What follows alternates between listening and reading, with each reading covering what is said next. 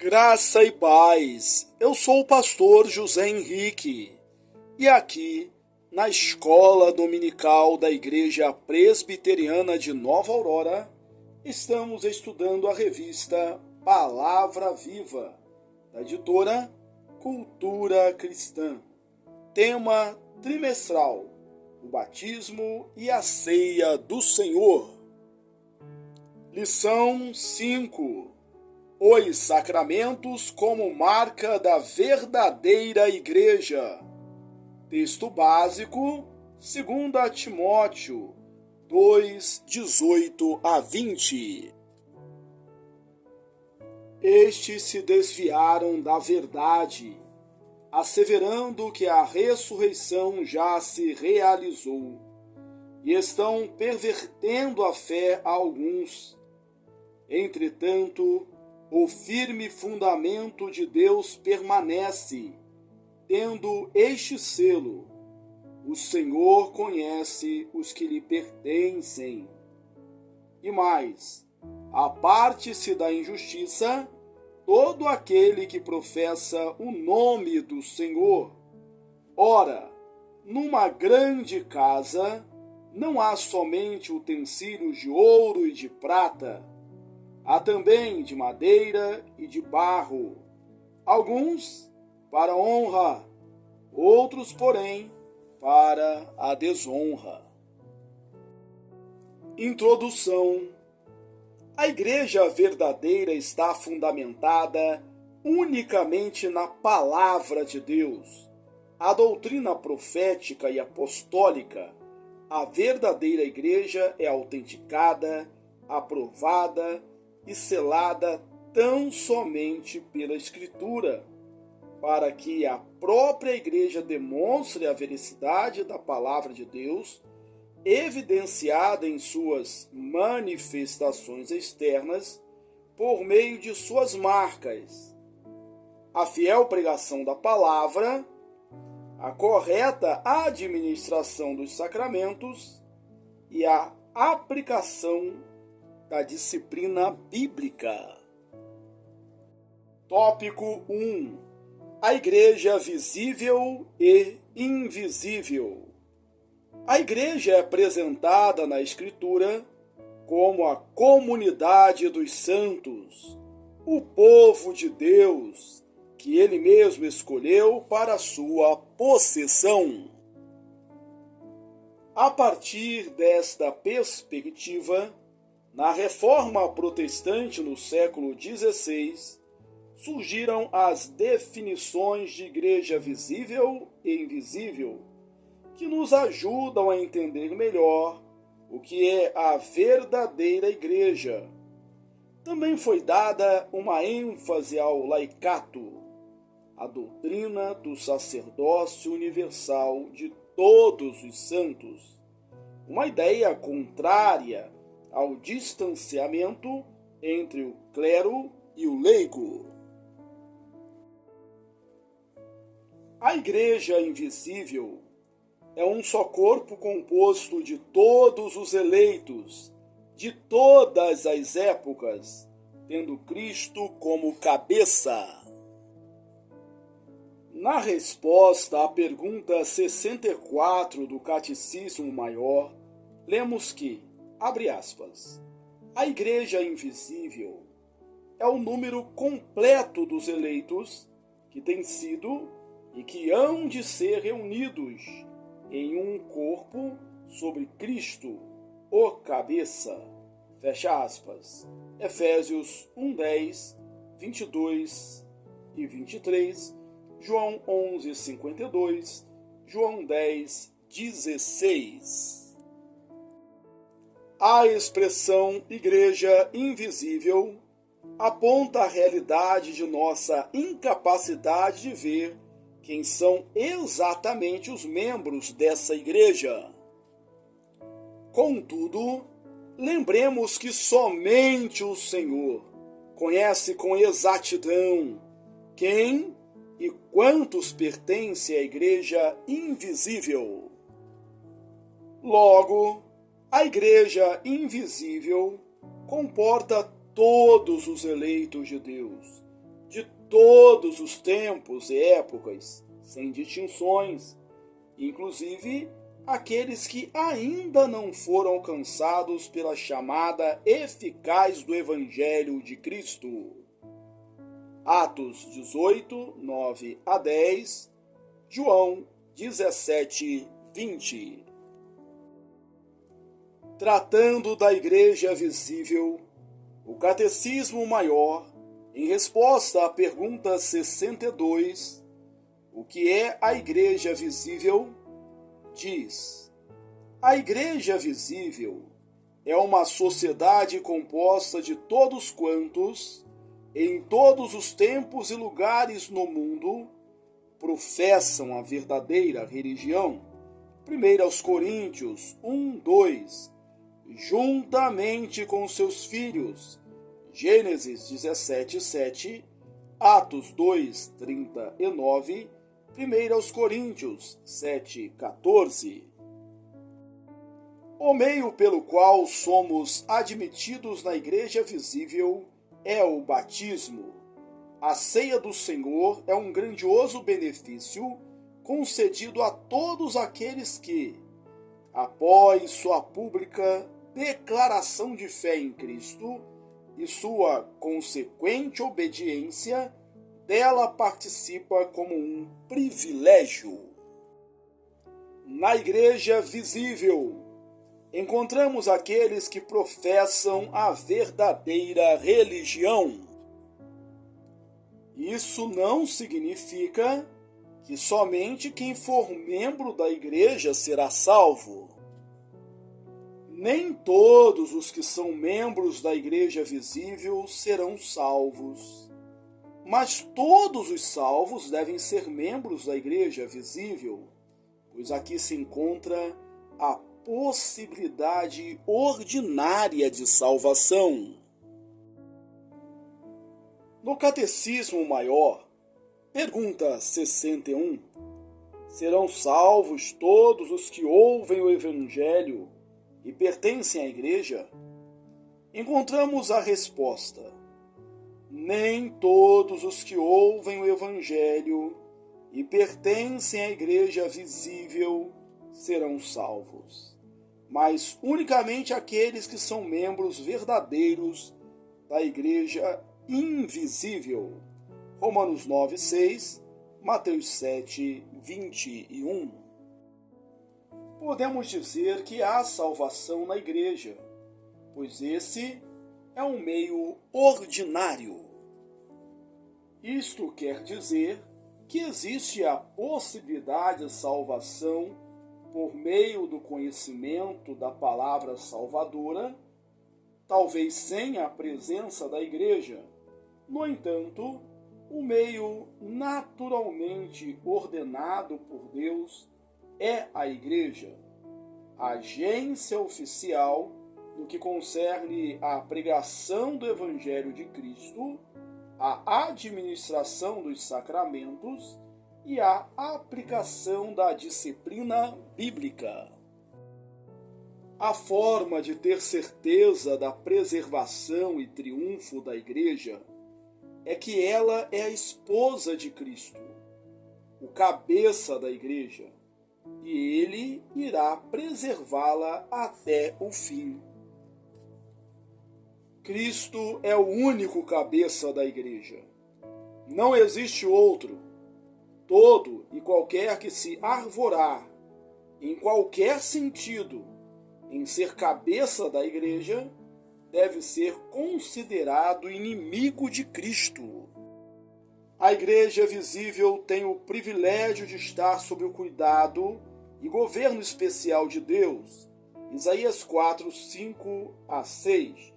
De ser protegida e preservada em todos os tempos, não obstante a oposição de todos os inimigos.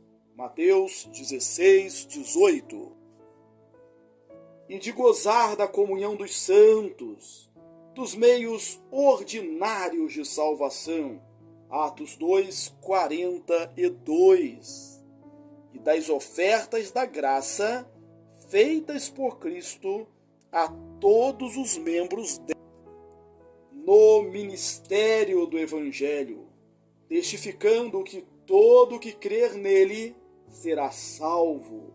Salmo 147, 19 a 20, Efésios 4, 11 e 12, Romanos 8, 9, não excluindo a ninguém que queira vir a ele.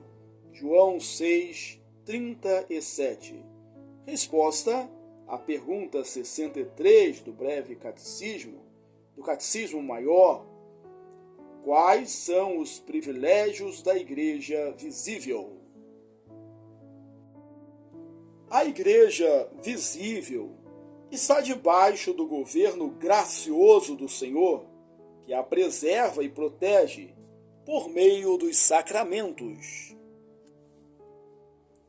Na pergunta 65 do Catecismo Maior, quais são os benefícios especiais de que gozam, por Cristo, os membros da Igreja invisível?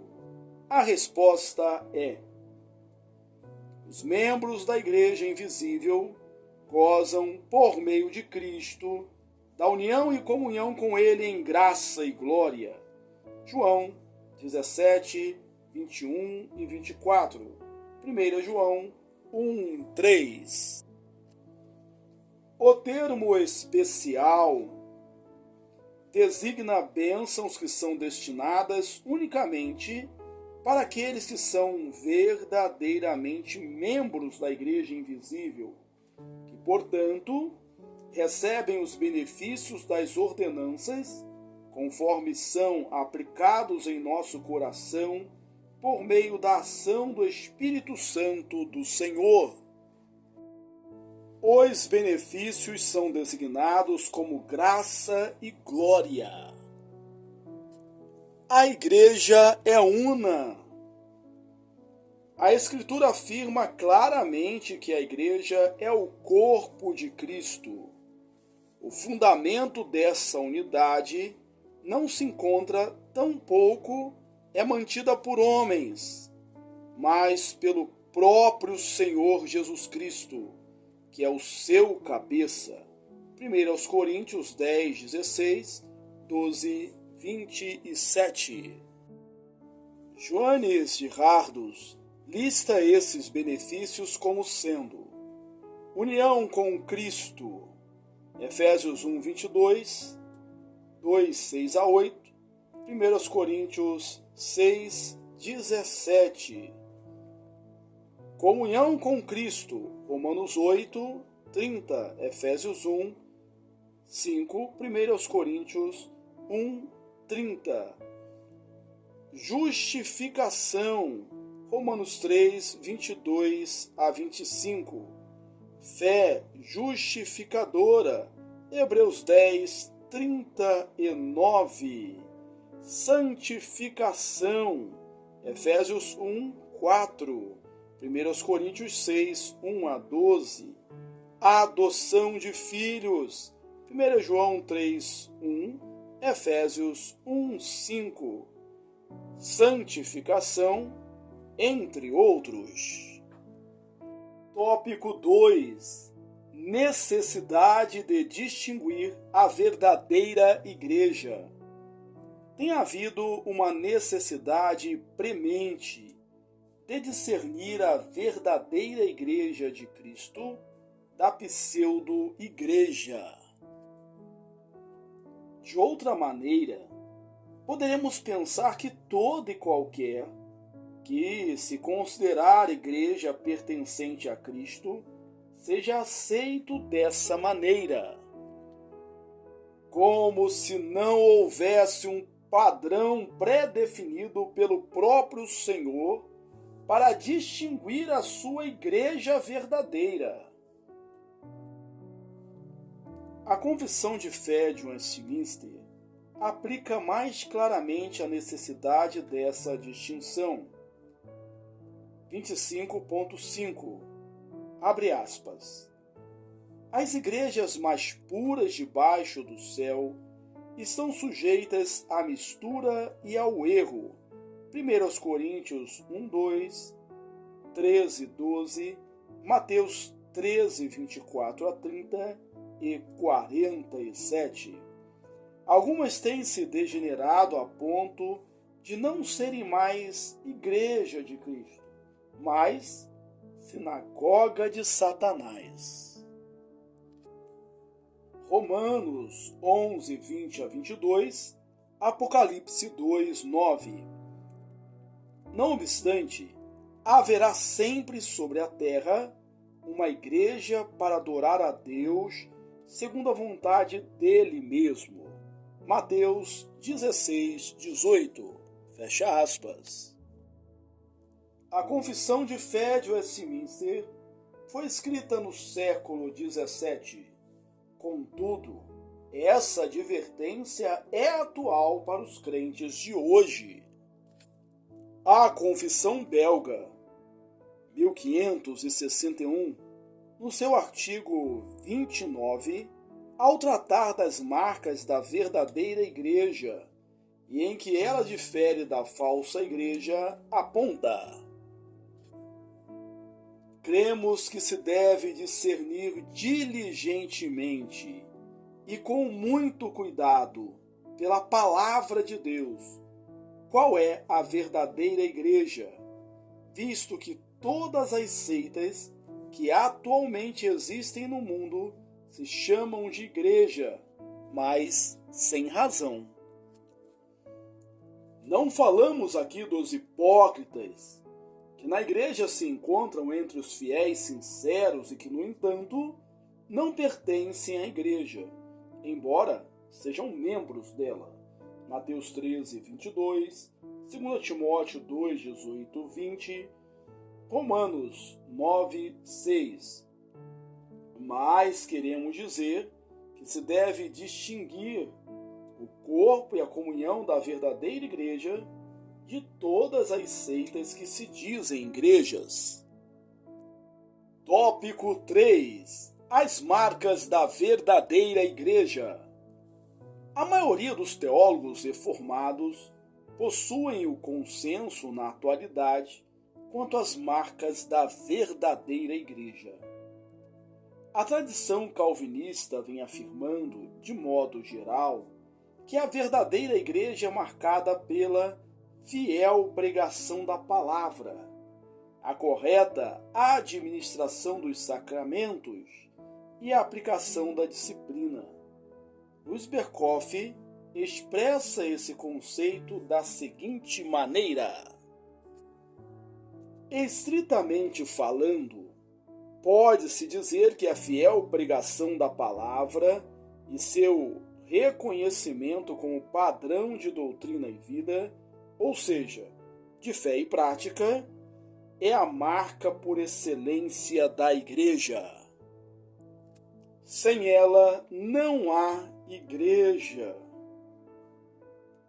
E ela determina a reta administração dos sacramentos e o fiel exercício da disciplina na igreja. Não obstante, a correta administração dos sacramentos também é uma verdadeira marca da igreja. E embora o exercício da disciplina não seja peculiar à igreja, isto é, não seja encontrado exclusivamente nela, é, contudo, absolutamente essencial para a pureza da igreja. Teologia Sistemática, editora Cultura Cristã. Mais uma vez observemos o que apresenta a Confissão Belga. As marcas para conhecer a verdadeira igreja são estas. Ela mantém a pura pregação do Evangelho. Gálatas 1:8, 1 Timóteo 3:15. A pura administração dos sacramentos. Atos 19, 3-5, 1 Coríntios 11, 20-29. Como Cristo os instituiu, e o exercício da disciplina eclesiástica para castigar os pecados. Mateus 18, 15-17, 1 Coríntios 5, 4 a 5, 13, 2 aos Tessalonicenses 3, 6 e 14, Tito 3, 10. Em resumo, ela se orienta segundo a palavra de Deus, João 4, 47, João 17, 20, Atos 17, 11, Efésios 2, 20, Colossenses 1, 23, 1 Timóteo 6, 3, rejeitando todo o contrário a essa palavra. 1 aos Tessalonicenses 5, 21, 1 Timóteo 6, 20, Apocalipse 2, 6. E reconhecendo Jesus Cristo como único cabeça, João 10, 14, Efésios 5, 23, Colossenses 1, 18. Assim, com certeza, pode-se conhecer a verdadeira igreja e a ninguém convém separar-se dela. Tópico 4. Os sacramentos como marca da verdadeira igreja. Seguimos Berkoff quando ele define o sacramento como, abre aspas, uma santa ordenança instituída por Cristo, na qual, mediante sinais perceptíveis, a graça de Deus em Cristo e os benefícios da aliança da graça são representados, selados e aplicados ao crente. E estes, por sua vez, expressam sua fé e sua fidelidade a Deus. Teologia sistemática, fecha aspas. Assim, somente a Igreja, como comunhão dos santos, será objeto da promessa do Senhor. Calvino também aponta que o sacramento é o sinal externo, mediante qual o Senhor nos sela a consciência, as promessas de sua benevolência para conosco, a fim de suster-nos a fraqueza da fé, e nós, de nossa parte, atestamos nossa piedade para com ele, tanto diante dele e dos anjos, quanto junto aos homens. É possível defini-lo até com maior síntese. De outra maneira, que se chame o sacramento o testemunho da graça divina para conosco, confirmado por um sinal externo, com mútua testificação de nossa piedade para com ele. Institutas 4, 14.1. O pacto ou a aliança que o Senhor Deus realizou com o homem é a garantia de cuidado eterno e certeza de um relacionamento íntimo com o Senhor.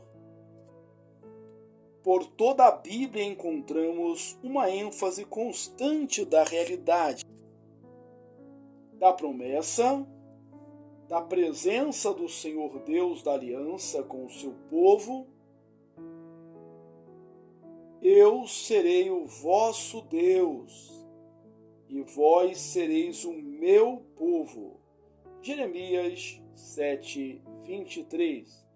Veja também Êxodo 6, 7, Jeremias 30, 22. No entanto, devemos lembrar que essas promessas pertencem apenas ao povo do Senhor, à Igreja. Confira Salmo 3, 8. Conclusão. É uma necessidade premente reconhecer, por meio da palavra de Deus, a verdadeira Igreja. Uma das marcas determinantes para fazer essa distinção é a correta administração dos sacramentos, conforme foram prescritos por Cristo. pois estes representam os benefícios especiais destinados à Igreja verdadeira.